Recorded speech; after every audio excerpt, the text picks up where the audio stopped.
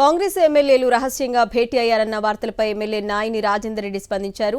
ఈ మేరకు సీఎం రేవంత్ కు ఎమ్మెల్యే నాయిని లేఖ రాశారు. తానెవరితోనూ భేటీ కాలేదని స్పష్టం చేశారు. ఉద్దేశపూర్వకంగా ప్రభుత్వంపై కుట్ర చేస్తున్నారని మండిపడ్డారు.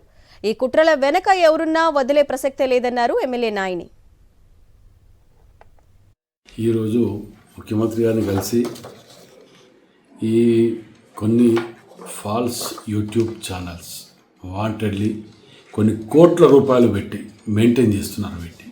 దీని వెనుక ఉన్న మాఫియా గవర్నమెంట్ మీద చెడుని మంచిని చెడు చిత్కరించుకుంటూ నిన్న అనిరుద్ రెడ్డి గారి ప్రోగ్రాంకు నేను పోయినాను, నా ఫోటో పెట్టి దాని ఏదో గవర్నమెంట్కి వ్యతిరేకంగా ఒక పన్నాగం పండుతున్నట్టు ఇంకేదో చేస్తున్నట్టు వ్యతిరేకంగా ముఖ్యమంత్రి గారికి వ్యతిరేకంగా చేస్తున్నారని చెప్పి కొన్ని యూట్యూబ్ ఛానళ్ళల్లో డైరెక్ట్ ఫోటోలు నా పర్మిషన్ లేకుండా పెట్టి చేయటం అనేది దాని వెనుకున్న నేరస్తులు ఎవరు, దాని వెనుక ఏ పార్టీలు ఉన్నాయి, కోట్ల రూపాయలు గతంలో దోచుకున్న డబ్బుని కోట్ల రూపాయలు వీళ్ళకి జీతాల రూపకంగా ఇచ్చుకుంటూ వీళ్ళని మెయింటైన్ చేస్తున్నారు.